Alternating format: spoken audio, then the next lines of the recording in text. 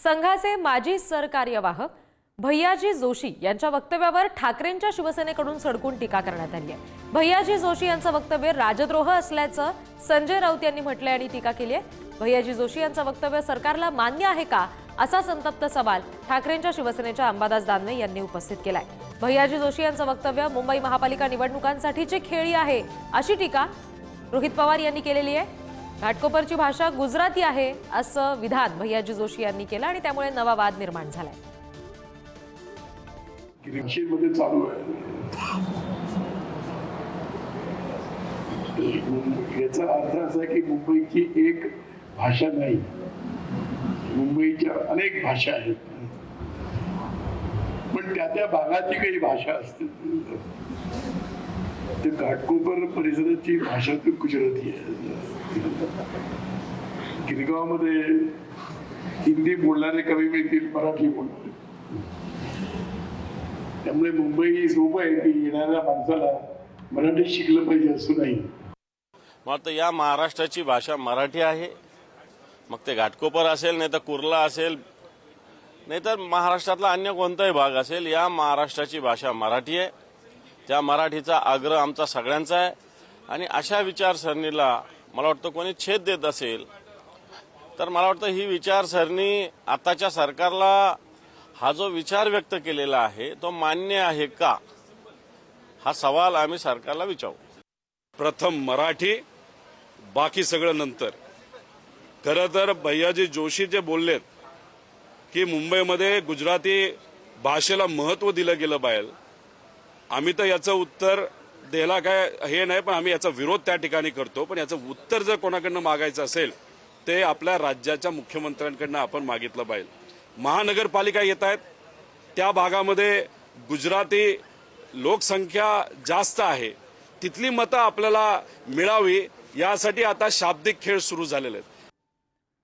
तर या सगळ्या प्रकरणामध्ये शिंदेच्या शिवसेनेचे आमदार गुलाबराव पाटील यांनी काय म्हटले ते बघूया। काही भागाची भाषा ही कुठली आहे याच्यापेक्षा हे महाराष्ट्र मराठी लोकांचं राज्य आहे, इथे मराठी भाषेला पहिलं प्राधान्य असणार आहे। त्यामुळे तर मोदी साहेबांनी अभिजात दर्जा मराठी भाषेला दिलेला आहे। मला तरी असं वाटतं की त्याची सगळी अंमल सगळ्या नेत्यांनी केली पाहिजे। चुकीचं वक्तव्य आहे, वक्तव्य मला वाटतं त्यांनी एका स्पेसिफिक भागाकरता केलेलं असेल तर माझ्या माहितीप्रमाणे त्या भागापुरतं ते त्यांची भाषा त्यांनी बोलावी, पण बाहेर राज्यामध्ये मराठी भाषा ही एक नंबर पहिली भाषा आहे, हे सगळ्यांना मान्य करावं। आमचे प्रतिनिधी धनंजय दळवी सध्या आपल्याशी जोडले गेले, त्यांच्याशी आपण याबाबत बोलूया। धनंजय, या सगळ्या प्रकरणामध्ये रोहित पवारांनी जो मुद्दा उपस्थित केलाय की महापालिकेच्या निवडणुकांसाठीची ही खेळी आहे, तर याकडे नेमकं कसं पाहता येईल, याबाबत आणखी काही प्रतिक्रिया विरोधकांच्या समोर येत आहेत का? रिद्धी, एकंदरीत हे वक्तव्य घाटकोपर म्हणजे विद्याविहार येथील एका कार्यक्रमामध्ये आहे आणि मंगल प्रभात लोढा हे सुद्धा त्या ठिकाणी उपस्थित होते आणि तेव्हाच भैयाजी जोशी यांनी हे वक्तव्य केलेलं आहे आणि या सगळ्यावरून हा गदारोळ पाहायला मिळालेला आहे। आणि याच सगळ्या संदर्भात जर आपण पाहिलं तर ठाकरेंच्या शिवसेनेचे नेते असतील किंवा विरोधी पक्ष या सगळ्यावर टीका करताना आपल्याला पाहायला मिळते आणि या सगळ्यावरून गदारोळ सुद्धा सुरू असलेला, कारण की या आधी जर आपण पाहिलं तर कानडी, मराठी आणि कानडी या भाषेवरून वाद पाहायला मिळत होता। त्याआधी गुजराती भाषेवरून किंवा गुजराती संदर्भात मराठी गुजराती असा वाद सुद्धा आपल्याला पाहायला मिळाला। आता पुन्हा एकदा हा वाद आपल्याला पाहायला मिळाला रिद्धी, आणि यामध्ये जर आपण पाहिलं तर याच सगळ्या संदर्भात बातचीत करण्यासाठी रोहित पवार स्वतः रिद्धी आपल्यासोबत आहे। रोजी, भैयाजी जोशी यांनी केलेलं वक्तव्य मराठी, मुंबईत राहायचं तर मराठी शिकणं गरजेचं नाहीये, प्रत्येक विभागाची एक भाषा असते, विद्याविहार किंवा घाटकोपर या ठिकाणी बहुसंख्य गुजराती आहेत, त्यामुळे त्या भागाची भाषा ती आहे, कसं पाहताय? आमच्यासाठी मराठी प्रथम, बाकी सगळं नंतर। त्यामुळे इथे येऊन म्हणजे मुंबईत येऊन त्यांनी असं स्टेटमेंट देणं म्हणजे आश्चर्यजनक आहे। खरं तर आम्ही त्याचा निषेध करतो, विरोध करतो। हा प्रश्न तुम्ही मुख्यमंत्र्यांना विचारला पाहिजे, ते काय बोलतात।